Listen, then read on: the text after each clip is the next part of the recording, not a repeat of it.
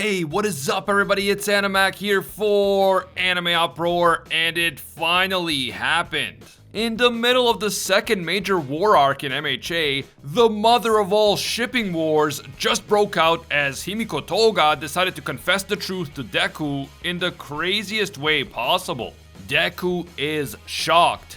Ochaco took emotional damage. Oh, and some other stuff happened involving Shigaraki, you know, like the fate of all of Japan and the entire world is at stake. So I guess I gotta talk about that as well. If you guys enjoy our Boku no Hero videos and you want to see more in the future, just leave a quick like and comment. It only takes a second, but it really helps with that YouTube algorithm. And of course, if you're new to the channel, or maybe you've been watching our videos, but you just haven't taken the time to subscribe yet, do me a quick favor and make this the video that you subscribe and hit that notification bell to turn on all notifications.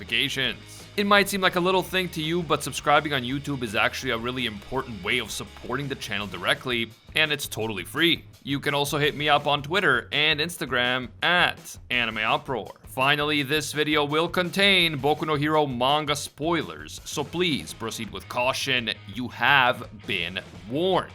We start things off with Shigaraki absolutely devastating the UA grounds with his endlessly multiplying finger powers. Somehow, this ability looks both badass and gross at the same time, and it's pretty crazy to see the main UA building actually being destroyed by Shigaraki like this.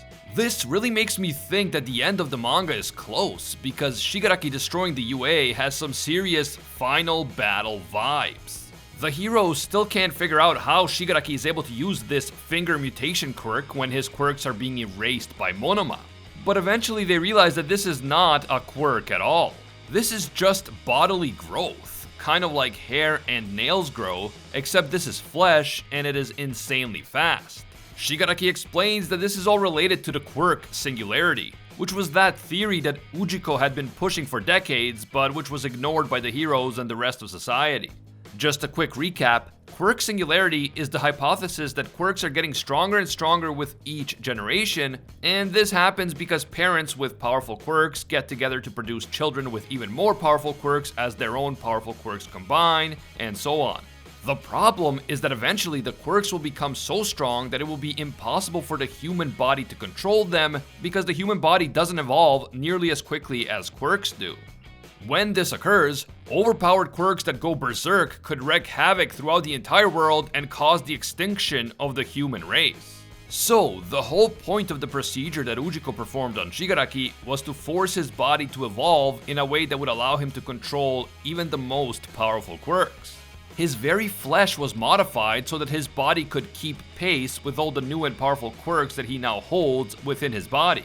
And one of the effects of this procedure is Shigaraki's ability to grow his flesh in this insane way. So this is not a quirk, it is the ultimate evolution of the human body itself. After Shigaraki's explanation, we see that my wife, Miruko, is thankfully still alive.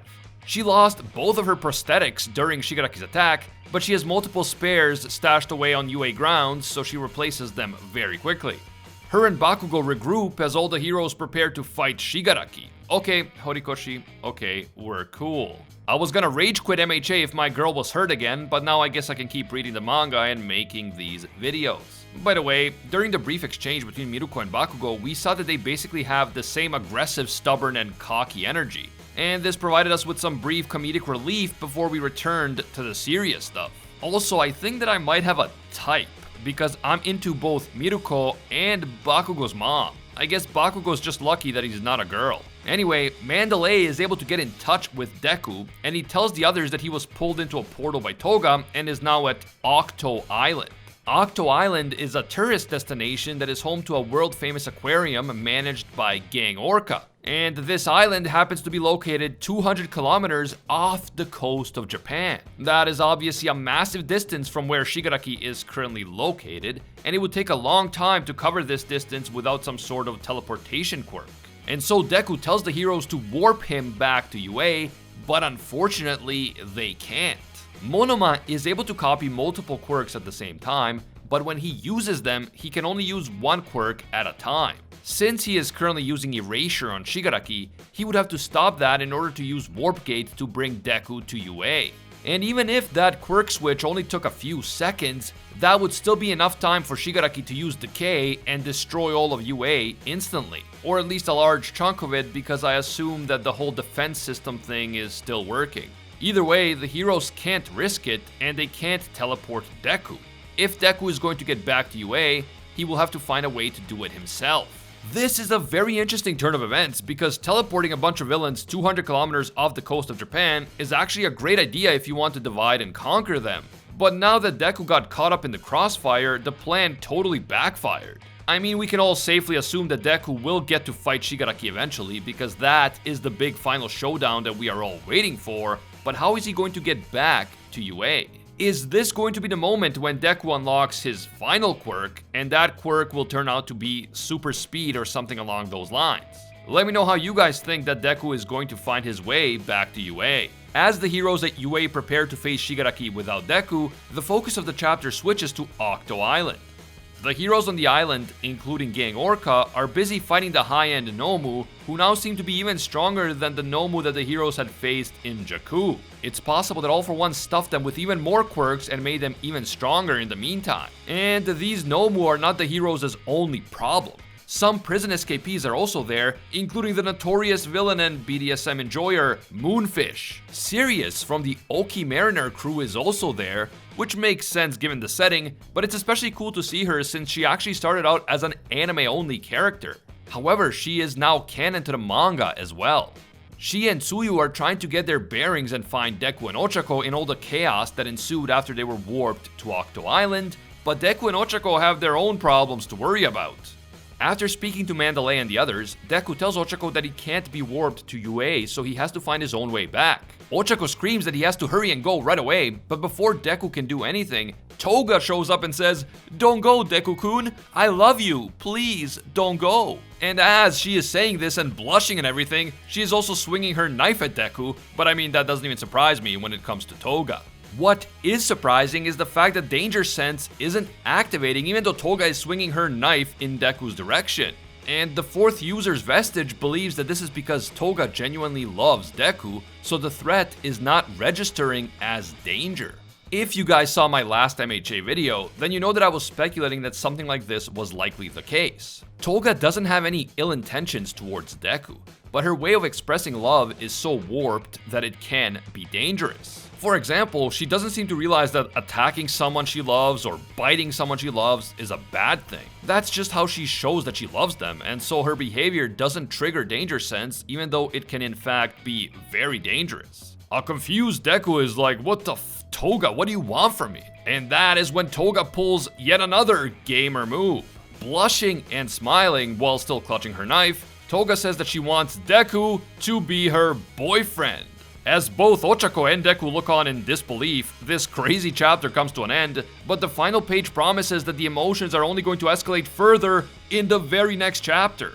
Whoa, this is just insane. Not only has Shigaraki evolved into some sort of superhuman that is resistant to the quirk singularity problem, but the shippers are now absolutely losing their minds, Deku is sweating bullets, Ochaco is getting ready to fight for her man, some genius on Twitter is probably mad that it was Toga who confessed to Deku instead of Mineta, and so on. Man, this chapter was so much fun, and just in general, the MHA story is out of control right now. Like seriously, what is Deku going to do now? Being the kind-hearted hero that he is, how does he fight someone who seems to genuinely love him and just wants to be with him? Like yeah, clearly Toga has extremely warped values and her sense of right and wrong is completely off, but Danger Sense proves that deep inside she doesn't have bad intentions. Like she genuinely doesn't realize that what she is doing is wrong. She doesn't fully comprehend the consequences of her actions, so even though she does evil things, someone like Deku will not want to hurt her, he will want to help her. But how do you do that while she's swinging a knife at you while asking you to be her boyfriend? Please let me know what you guys think is going to happen with this whole Toga thing. Is Toga being genuine here, as Danger Sense seems to indicate, or is she maybe doing all of this just to keep Deku distracted while Shigaraki takes down the heroes?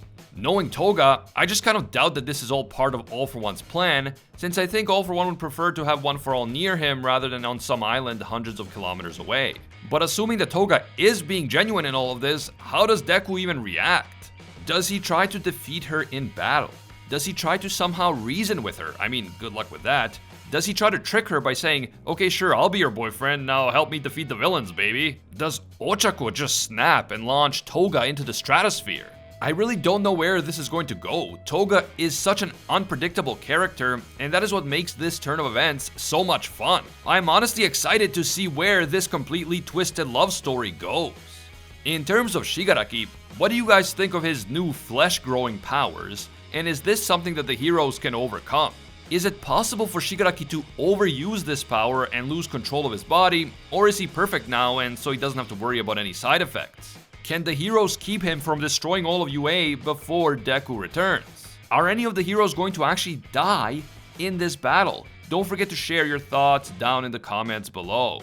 Finally, how will Deku make it back to Shigaraki? I mean, it wouldn't be a real final battle unless Shigaraki and Deku go all out against each other, but how is Deku going to cover hundreds of kilometers within a relatively short period of time? Is someone gonna help him?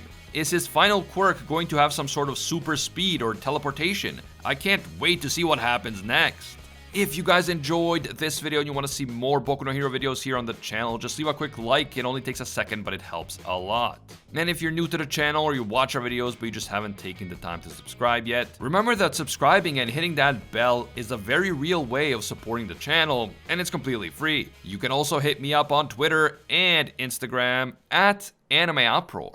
I want to give a big thank you to all of our AnimeUproar patrons for making videos like this one possible. Special thank you to Kyle Salisbury. This man is an absolute mad lad and a disciple of Lord Twigo himself. And I can't forget all of our The One tier patrons, the ones who rise above all other clans, including Alpha Sigma, Ingrata, Aljatal, Pate Hefa, the Red-Haired Fox, Hinokami and Water, the Toasted Chi, Corey McGowan, Spidey Leftanel, Tungsten Tarkus, Big Buddhist, and Jeremy Cummings. Finally, thank you also to our Pro Hero tier patrons, including the one and only Gilgamesh, Steelers, Angel Cruz, Alicia Octor, Bonnie Parks, Joanne Garcia, Fatboy Games, Kaido Might Be a Duck, Jessica Rabbit, Jeremy Phillips, and Olivania. If you enjoy our videos and you feel that they provide value for you, consider supporting us on Patreon. Even a single dollar will give you access to our patron exclusive Discord, and your name will appear in our videos, along with these amazing people. As always, thank you guys so much for watching, and until next time, see ya, Space Cowboys.